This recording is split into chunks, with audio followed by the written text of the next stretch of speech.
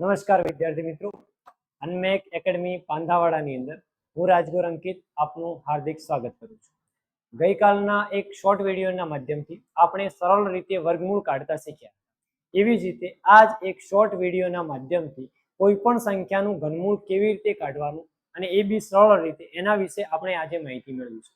સામાન્ય રીતે ઘનમૂળ અને વર્ગમૂળ કેલ્ક્યુલેટર સિવાય કાઢવા ઘણા અઘરા પડતા હોય છે, પણ એક સરળ રીત હું તમને બતાવીશ કે જેનાથી તમે કોઈ પણ સંખ્યાનું ઘનમૂળ આસાન રીતે કાઢી શકો. અહીંયા મેં લખ્યું છે ઘનમૂળ કરવાની સરળ રીત કે જેમાં 1 થી 10 સુધીના ઘન લખના છે.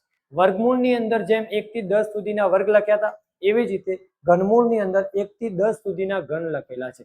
હવે આપણે કોઈ પણ એક સંખ્યા લઈએ, કોઈ પણ સંખ્યાને 3 વાર ગુણીએ એટલે એ સંખ્યાનું આપણને ઘનમૂળ ગોતવા માટે મળશે. ધારો કે આપણી આ એક સંખ્યા છે 46 6 56 અને આ સંખ્યાનું ઘનમૂળ કાઢવાનું છે. અહીંયા જો 3 લખેલા હોય એનો મતલબ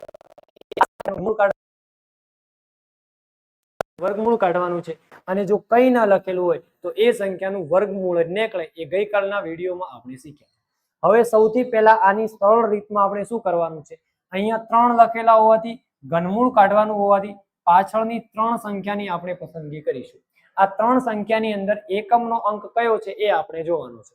અહીંયા એકમનો અંક 6 છે, તો એમનો એમ સીધો આપણે એકમનો અંક અહીંયા 6 લખીશું. વર્ગમૂળ કરતા ઘનમૂળ કાઢવું બહુ સરળ છે. વર્ગમૂળની અંદર આપણે શીખ્યા હતા કે જે સંખ્યાનો વર્ગ કરતા એકમનો અંક 6 આવે એને પસંદ કરવાનું, લેવાની આગળની સંખ્યા, એ બધું શીખ્યા હતા. આમાં એવું કશું કરવાનું નથી. જે એકમનો અંક હોય એ એમનો એમ મૂકી દેવાનો. પણ આના માટે આપણે એક બીજી હજી વસ્તુ યાદ રાખવી પડશે.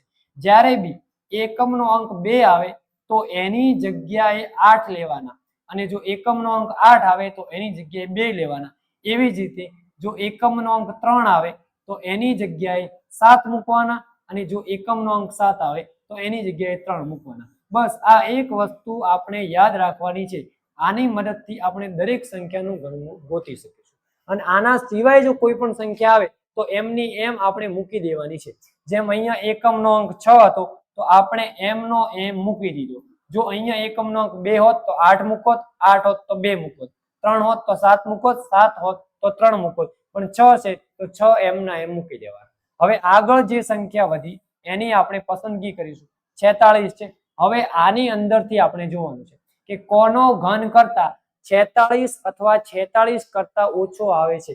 અહીંયા તમે જોઈ શકો છો કે 4 નો વર્ગ કેટલો થાય છે? 64.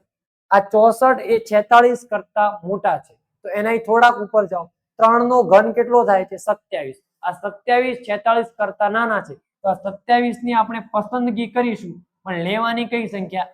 જેનો ઘન કર્યો છે એનો. લેવાના 3. તો અહીંયા ખાલી આપણે 3 મૂકી દઈશું. તમારો ફાઇનલ આન્સર થશે 36. એટલે કે આ સંખ્યાનું તમે ઘનમૂળ કાઢશો તો એનો જવાબ કેટલો આવશે? 36. એવી જ રીતે હજી આપણે એક રકમ લઈ અને તપાસીએ.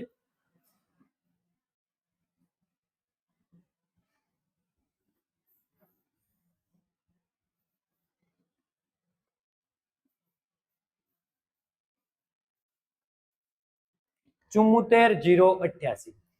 ઘનમૂળ કાઢવાનું હોવાથી પાછળની 3 સંખ્યા પસંદ કરીશું. એકમનો અંક 8 છે. અત્યારે આપણે જોયું કે 2 હોય તો 8 લેવાના, 8 હોય તો 2 લેવાના. અહીંયા એકમનો અંક 8 હોવાથી અહીંયા આપણે મૂકવાના કેટલા? 8 હોય તો 2 મૂકવાના. હવે આગળની સંખ્યા પસંદ કરો. આગળની સંખ્યા 74 છે.